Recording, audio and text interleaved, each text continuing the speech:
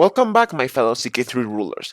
Today, in my second to last video on CK3, we'll be covering a few decisions that might come in handy when trying to restore Rome, but I decided not to include in my original video as I thought it was long enough already. The four decisions we'll be covering today are mend the Great Schism, destroy the Greek pretenders, destroy the German pretenders, and finally dismantle the papacy decision. Those are a lot of decisions for today, so let's get started.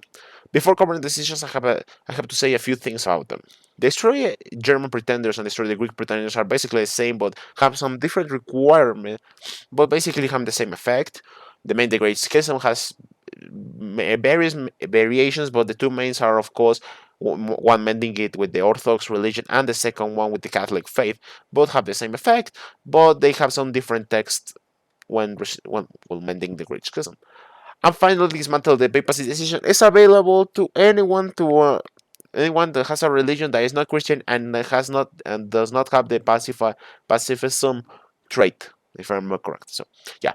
So after saying all that, let's get actually into the decisions requirements. First, we'll cover both the destroy the German pretenders and destroy the Greek pretenders decision. Then the dismantle the papacy, and last but not least, the main the Greek schism decision. The requirements for destroy the German pretenders are as follows: you have to own the Byzantine Empire or the Roman Empire. Of course, the whole Roman Empire must exist. You control the region of Italia, which you can see right on screen, and you have to control the duchies of Brabant, Jülich, Luxembourg, Lower Lorraine, and Upper Lorraine, or just the whole kingdom of Lotharingia. You will need to be a level 5 of fame, also known as the Living Legend, and you will have to either be from the Greek, Italian, or Roman culture, and it will cost you a whopping 10,000 prestige to take the decision. And what it basically does is it starts a war there where if the HRE is defeated, the empire is destroyed, and all the Euro kingdom tiles of the HRE become the Euro part of the Byzantines or the Roman Empire if it was restored before the war. As for destroy the Greek pretenders, the requirements are as follows. Of course, you have to own the HRE. In this case, you can't restore the Roman Empire before doing this decision. Like, that's an oversight, but it is what it is. You have, of course, the Byzantine Empire must exist. You control the region of Italia, and you have to control the duchies of Achaia, Athens, Cephalonia, Dyrrhachion, and Epirus, or just the kingdom of Epirus and Hellas. You will need to be, of course, level 5 of fame, living legend, and you have to be from either from any culture in the Central Germanic group, Frankish, French, or Italian. And then again, it will cost you a whopping 10,000 prestige. And like I said before, what basically does is fight a war where the Byzantines are defeated and the same happens to them. Just as what happened to the HRE before. The Byzantine Empire is destroyed, the Jew kingdom titles become the Jew part of the HRE, and here, like I said, you can't restore the Roman Empire before this, so maybe it's an oversight by the developers, I don't know, but it is what it is. And as you can see, it's basically the same. Well, the decisions are both the same, but it's a massive game changer. And as you will also see, this will take a lot of time if you want to take either decision, like because you will need level 5 prestige and the amount of 10,000 prestige points, and of course controlling the kingdoms required for either decision and the whole of the region of Italia or just Italy in general if you want to take the decision. So this is more in lines with a late game decision, so don't expect to do this like in the first 100 years of the game.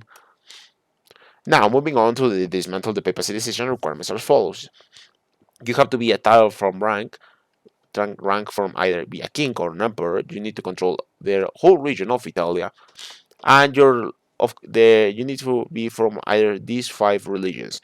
You have to be Norse, you have to be from the Islam, you have to be Greco-Roman, Slavic, or Baltic, and your specific faith can't have the pacifism or Christian syncretism tenets or traits, and the Pope can't be landed. So you have to basically destroy the papacy as a title before taking an actual decision. But okay, the effects are you gain 500 piety, your religion gains 50% fervor, and Catholicism fervor goes down by a whopping 100%.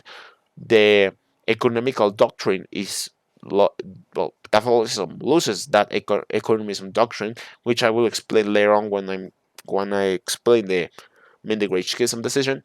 The former pope converts to the character's faith if he is not killed, because in some decisions he is actually killed, and the title of the papacy is just destroyed. So that means no more crusades. Yay!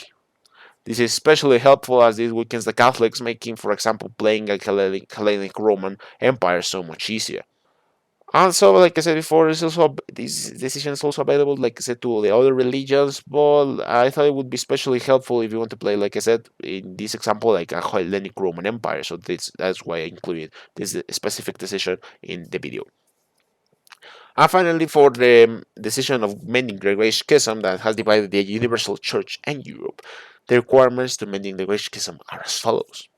You have to be an emperor, so no kingdom title, but well, it's apparent you will need to be an emperor since you will need to control a lot of regions. You will need to be at level of devotion, level 5. Of course, you need to be from the Christian religion.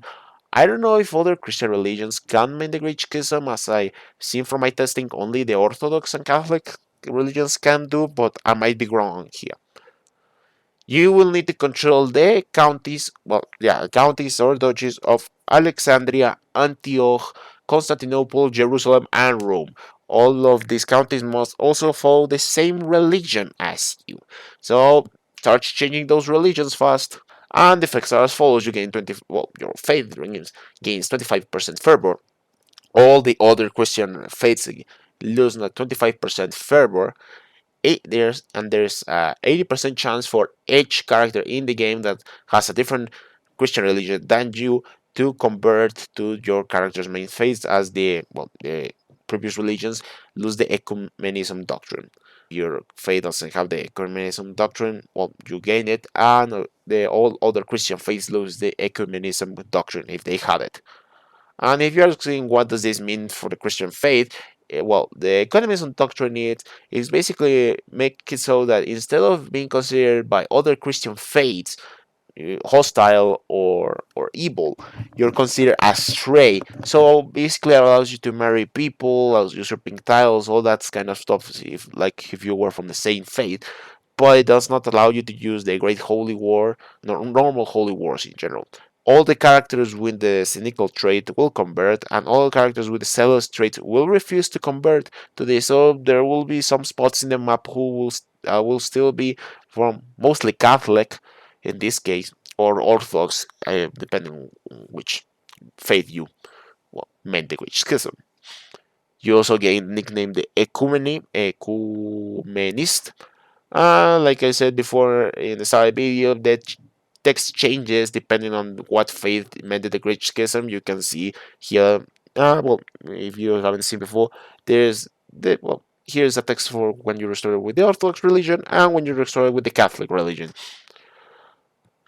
Like I said before, the actual effects don't change, just the text actually changes.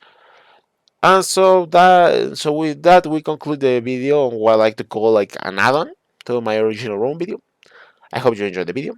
Leave a like, subscribe, comment down below, as this helps my videos reach a wider audience. This was the Factus Expert, signing off.